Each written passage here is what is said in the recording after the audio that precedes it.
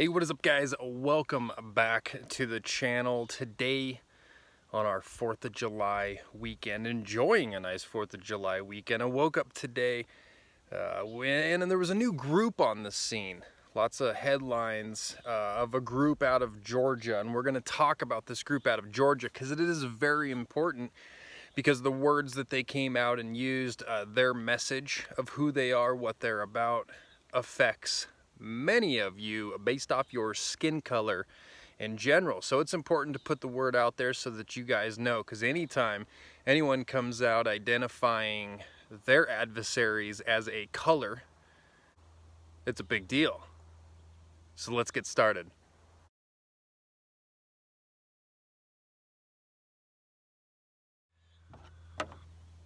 All right, guys, so the group is NFAC. We try to keep it a family show, so we are not going to tell you guys what that stands for, and it doesn't matter, okay? NFAC sounds a little more professional. So NFAC, a group out of Georgia, we're going to call it a militia. That's what they seem to be. I don't know, it's just easier to call everyone a militia, okay? So NFAC, Georgia, militia out of Georgia, all black militia. These guys came out. The leader specifically. Now the leader is important, guys. The leader is always important in any group. It kind of sets the tone for who they are, how they're led, the mentality, the seriousness of how you should take them. Many times you get organizations with no leaders, right? And you just don't take them serious, because clearly if you guys can't organize, no one even cares what your point is, because you're just going to run out of steam because you're disorganized. If you have a leader that is a clown, same thing, right? You just don't give them credit, okay? Because you know, oh, they're going to burn them down. This leader's charismatic, so it's good. This leader is, he seems literate, right? So it's, this isn't your normal little, hoopla over the weekend. This is something to take serious, guys, and we're going to talk about it. I'm going to give you a little more information about their message, but we're going to talk about whether or not you should take this group serious. And I'm telling you why you should. So the NFAC, they rallied, I believe it was 4th of July, the day of 4th of July, down in Georgia, and they wound up marching to the Stonemountain Confederate Monument there in Georgia, which is symbolic, right? Because everything that is black related is slavery related, right? We have to go back to the roots of black people when they were slaves, and that's where we dig up the hate for other people, right? So it's a catalyst of where we can always just tie hate to. And we're talking hate here, right? We are talking about a hate group. This group specifically hates white people. They openly came out and they called out after assembling, after dressing in all black, so a uniform, right? They're all in a uniformed color, all black.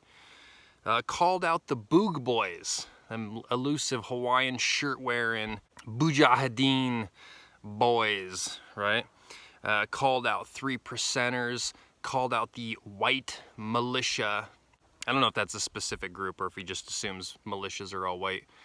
Called them out, said, "We are in your neighborhood. Where you at? Let's go." Let's go, right? Was he inviting them to come and parade with them? I doubt it, guys. Let's go is pretty universal for, let's get it on. Declaration of war. Did these guys just hit the scene and declare war? Yeah, they did. We're going to talk about it. We're going to talk about it more. Yes, they did. They came out. They called out white people. They're done with white people. They're done with the Boog Boys, the 3% and the white militias. They're not having it, right? So they are opposition. They said, "We are your opposition." What do they want? Well, they don't want to be around white people anymore, right? So here's what they want to do. This is the intentions of the group per the leader, whose name I didn't catch, which is fine. I think this is going to grow. I think we're going to see more of them. I think this group's going to stick around for a bit. But here's what they want, okay? They want to take all descendants of slavery, pretty sure that's all black people, is what he was getting at. All descendants of slavery, and claim political refugee status. And in the same breath, they want Texas as their new sovereign black nation. They want the state of Texas as their reparation. They want reparations for the descendants of slaves. And at least part of those reparations are the great state of Texas. So you Texas boys, you got something coming. You got a fight on your hands. Somebody wants your land specifically.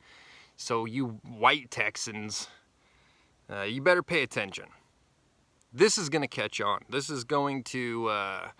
group is going to catch on. There are people who are going to cling to this. There are people who are disorganized who are going to step into this organization and become more organized. What we see with a lot of these protests with BLM is you just say you're part of BLM, and then you go out and you start defacing monuments and breaking windows and looting and rioting and, you know, just your normal communist behavior. But with these guys, there's some organization there. There's definitely leadership there.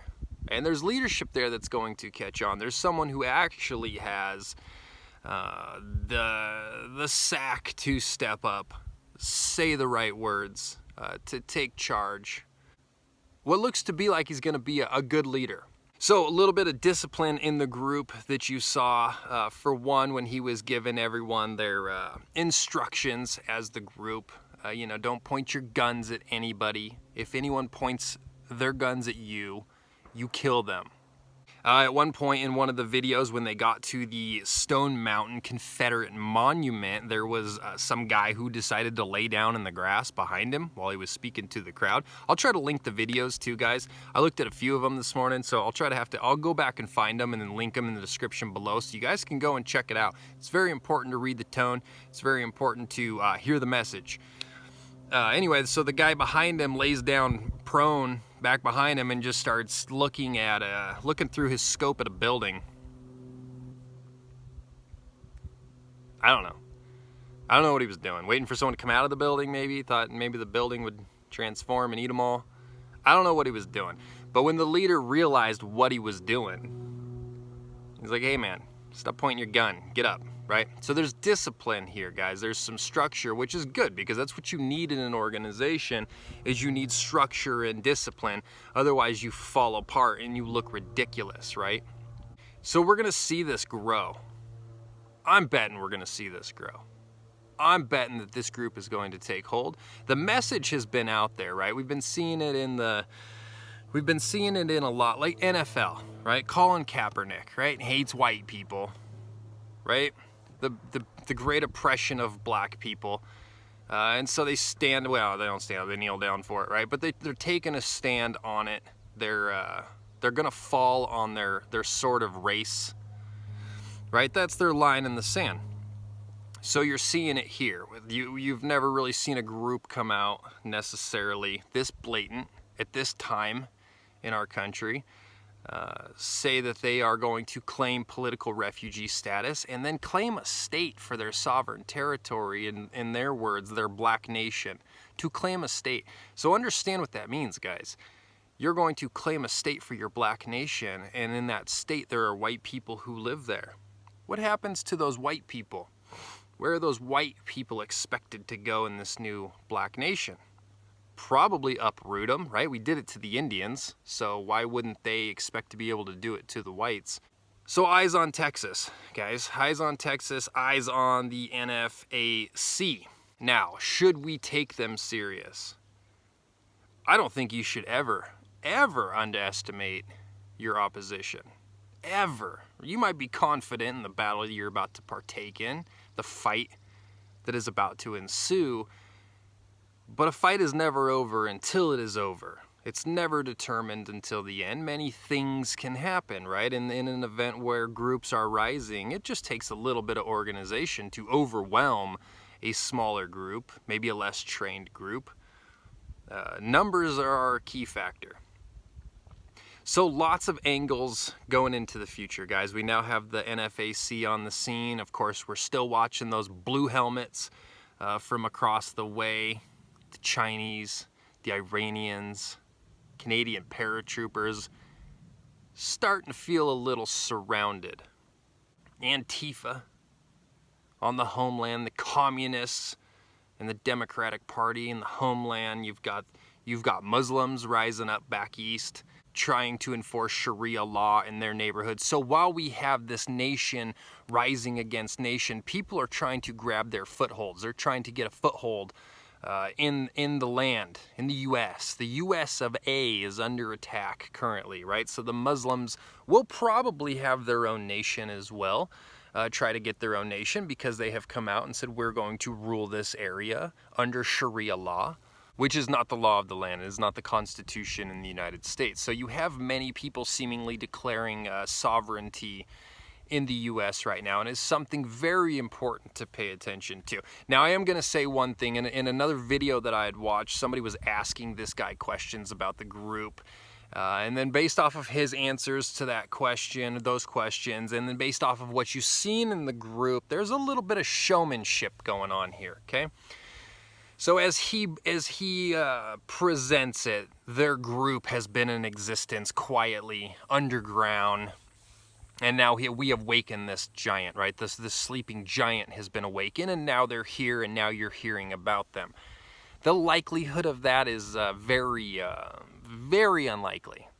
The likelihood that a very large group of black militants has gone undetected, very unlikely. My guess is they have not been around that long unless they were little. But this was clearly a called-in organization for people to show up and be a part of it for a more of a first-time showing. Now, he tried to allude that it wasn't, but you saw this. In his video, he asked, who is prior military? Raise your hand. You're asking that of a group that you know? You're asking that of a group that you train with? You're not asking that from a group that you know, because you wouldn't just show everyone that information and say, hey, here's all of our vets, just so you guys know.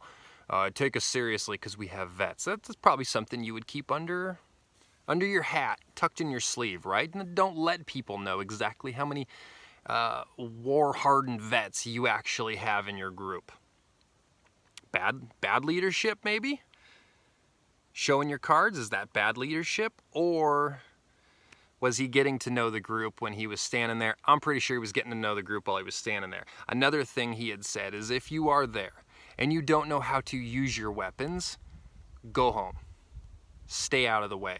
Leave it to the people who know how to use the weapons, which means they called people into this group not having any idea of the familiarity of firearms, whether or not they knew how to handle, operate, and use firearms, which means they don't train together, which means the people that were there don't show up at a range, don't go to the woods, they don't train together. So it shows a lack of organization. Also, pictures circulating the internet of a guy standing with a jammed .22 long rifle. His bolt did not close. The .22 was jammed in there. The bolt is held open, and he's standing there looking good and proud, right? You're looking good and proud with your non-functioning jammed firearm in .22 long rifle. And for you guys who don't know, that is a pretty horrible choice of a rifle to take into battle. To each their own. So, showmanship, definitely. Is he pretending they're a little stronger and more organized than they are? Absolutely. But that is for right now, guys. It only takes a few range days to make sure that your bolt is properly functioning from that point forward, that your people are a little more familiar with guns. It only takes a few times to the range to get comfortable with a firearm and start to become proficient. Now, he had made in the comment that his group is full of expert marksmen. Not Captain 22.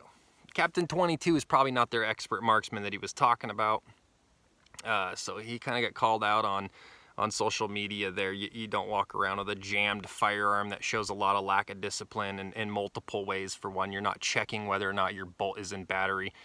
You clearly racked it and called it a day. You didn't double check. Who knows, right? Doesn't matter, okay? Because here's the point, guys, is it takes just a little bit of organization to get better. It takes just a little bit of communication to be proficient. It takes a little bit of practice to be much more dangerous, okay? And in the time that many of you are seeing this video within the first week, what we saw on this day in these videos below and what is now the new standard could be a night and day difference. So here it is, guys. This is the video to you. This is a warning for all of you light-skinned folk out there. You are now the target of this group.